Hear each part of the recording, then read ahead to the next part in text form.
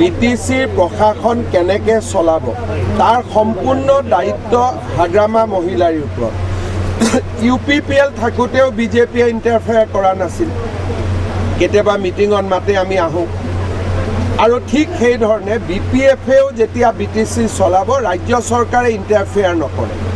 আমি আগতেও কৰা নাই, এতিয়াও আমি নকৰোঁ, কাৰণ আমি বিচাৰোঁ যে BTCখন ছাকচেছ হয়। তেওঁলোকে কৰিব পাৰে, চৰকাৰৰ যি অনুমোদন লাগে অসম চৰকাৰৰ। BTCৰ কৰ্মচাৰীৰ দৰমহা অসম চৰকাৰে দিয়ে। সেইকাৰণে অসম চৰকাৰে যেতিয়াই তেওঁলোকে বিচাৰিব ইমানটা পোষ্ট খালী আছে, ইমানটা আমি এডভাৰটাইজ দিব খোজোঁ, আমি দি দিম, আমাৰ কোনো অসুবিধা নাই। আজিৰ দিনত মই পলিটিকেল কথা পাতিব খোজা নাই, আৰু বেছি পলিটিকেল কথা পাতিলে অসমতো মানুহে আজি বেয়া পাব। পৰিৱেশ এটা হওক, কিন্তু আমাৰ লক্ষ্য কি যে বড়োভূমিত শান্তি থাকক, সকলো মানুহ একত্ৰিত হৈ থাকক। আজি মুখ্যমন্ত্ৰী হিচাপে মোৰ কাৰণে এটা ডাঙৰ সফলতা, ইলেকশ্যনৰ আগতো ভাইলেঞ্চ হোৱা নাই, ইলেকশ্যনৰ মাজতো হোৱা নাই, ইলেকশ্যনৰ পিছতো হোৱা নাই। গতিকে গৃহমন্ত্ৰী ডাঙৰীয়া আৰু মুখ্যমন্ত্ৰী হিচাপে মোৰ এইটো এটা ডাঙৰ সফলতা যে আজি আমি ইমান ডাঙৰ এটা ইলেকশ্যন হ'ল, ক'তো এটাওতো গণ্ডগোল লগা নাই। গতিকে সেইটো হ'ল অসম চৰকাৰৰ সফলতা। আৰু আজি যে BTC ৰাইজক আমি শান্তি দিব পাৰিছোঁ, সুৰক্ষা দিব পাৰিছোঁ, এইটো এটা আমাৰ ডাঙৰ সফলতা। পৰৱৰ্তী পলিটিকেলি এইটো কোনো অসুবিধা নাই, কমপ্লিটলি হাগ্ৰামা মহিলাৰ ওপৰত। তেওঁ যেতিয়া চিঠি দিব তেতিয়া মই কৰি ল'ম। আমি ক'তোৱে ইণ্টাৰফেয়াৰ নকৰোঁ, আগতেও কৰা নাছিলোঁ, এতিয়াও নকৰোঁ। চব আজিৰ দিনটোত মই এটাই কথা কৈছোঁ যে মই ৰাজনৈতিক কথা বাৰ্তা এতিয়াও হাগ্ৰামা মহিলাৰ লগত পতা নাই।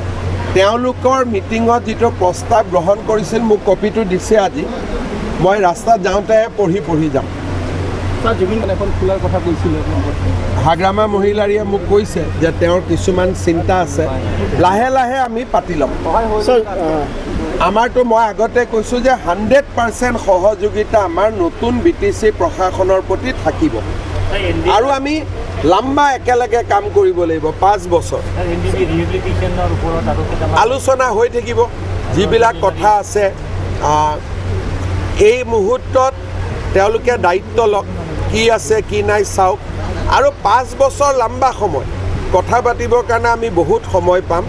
খালি মই এটাই কথা আপোনালোকক কৈছোঁ যে হাগ্ৰামা মহিলাৰীক মই কেতিয়া চিনি পাওঁ, যেতিয়া মই ৰাজনীতি আৰম্ভ কৰিছিলোঁ। মাজত 2 মাহে মোৰ লগত কথা বতৰা নাছিল, তাৰ বাদে সদায় মোৰ লগত ক'ব গ'লে যোৱা 5 বছৰত মোৰ লগত সদায় সম্পৰ্ক। মই কোকৰাঝাৰ আহিলে তেওঁক খবৰ দিওঁ, হাগ্ৰামা ভাই মই কোকৰাঝাৰ আহি আছোঁ। গতিকে মোৰ লগত ব্যক্তিগত সম্পৰ্কৰ কোনো অভাৱ নাই। চৰকাৰী আৰু ৰাজনৈতিক কথা আমি পাতিব লাগিব, কাৰণ এতিয়া আজিৰ দিনত মই শপত গ্ৰহণ অনুষ্ঠানত আহিছোঁ, আজি বহুত কথা পতা নাই, লাহে লাহে আমি পাতি থাকিম। আৰু মই এটাই কথা কৈছোঁ যে আমি বহুত দিন একেলগে কাম কৰিব লাগিব, 5 বছৰ দীঘলীয়া সময়। সেইকাৰণে আজিয়ে চব পাতি কিয় সময়টো চেছ কৰি দিওঁ, লাহে লাহে পাতি থাকিলে হ'ল। মই আগতে কৈছোঁ হাগ্ৰামা মহিলাৰ লগত মোৰ ব্যক্তিগত বহুত বেছি ভাল সম্পৰ্ক, সেইকাৰণে ইয়াত কোনো ইছ্যু নাই। যেতিয়াই আমি পলিটিকেল কথা পাতিব খুজিম তেতিয়াই আমি পাতি ল'ব পাৰিম। এতিয়া পলিটিকেল কথা পতাৰ সময় নহয় কাৰণে মই পতা নাই। চব মই এইটো কথাই বুজি পাওঁ যে আজিৰ মুহূৰ্তত EM বা MCL এই কথা পতাৰ বৰ্তমান সময় নহয়, কিন্তু এইটো নহয় যে আমি পলিটিকেল কথা নাপাতোঁ, কাৰণ 26ৰ বিধানসভা নিৰ্বাচনত BPFৰ এটা গুৰুত্বপূৰ্ণ ভূমিকা থাকিব। গতিকে পলিটিকেল কথা মই পাতিবই লাগিব। যোৱা 4-5 দিনত BTC ৰিজাল্টৰ পিছত হাগ্ৰামা মহিলাৰী ডাঙৰীয়াৰ লগত মই কথাও পাতিছোঁ, ফোনতো পাতিছোঁ, নিজেও লগ পাইছোঁ, কিন্তু অসমৰ পৰিৱেশটোৰ কাৰণে মই পলিটিকেল কথা পতা নাই। আমাৰ নৱেম্বৰত বহুতকেইটা পোষ্ট ওলাব। যিসকল আগতে আমাৰ EM আছিলে তেওঁসকলৰ ষ্টেটাছ হেৰি কৰা বুলি কৈছে, আপোনাৰ আগে পিছে আপোনাৰ চিকৰণী আছিলে, এস্কুট আছিলে, সেইসকল উঠাই নিয়া হৈছে। আমাৰ কথাটো এনেকুৱা, মইতো ভাবোঁ মোৰো চিকিউৰিটিবোৰ উঠাই দিব লাগে। এতিয়া জুবিন গাৰ্গৰ ঘটনাৰ সময়ত দেখিলে মানুহে VIP কিমান বেয়া পায় সেইকাৰণে VIP-টো থাকিবই নালাগে মইতো বিচাৰোঁ মোৰ পৰাও এইবোৰ উঠাই লৈ যাওঁ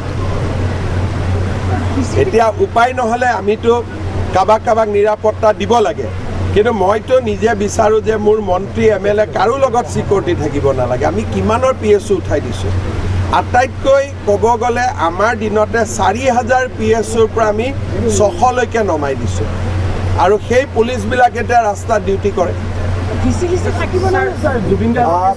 125th এমেণ্ডমেণ্ট মতে তাৰ ইলেকশ্যন হ'ব লাগিব কিন্তু এমেণ্ডমেণ্টটো এতিয়াও পাছ হোৱা নাই যেতিয়াই পাছ হ'ব তেতিয়াই অসমত যেনেকৈ পঞ্চায়তৰ ইলেকশ্যন হয় VCDCৰো ইলেকশ্যন হ'ব লাগিব কিন্তু সংসদত পাছ হোৱাৰ পিছত আগত নহয় গতিকে বৰ্তমান আগত যেনেকৈ আছিল তেনেকৈ থাকিব কিন্তু যেতিয়া ইলেকশ্যন হৈ সংবিধান সংশোধনী পাছ হ'ব তেতিয়া ডেফিনেটলি ইলেকশ্যন হ'ব লাগিব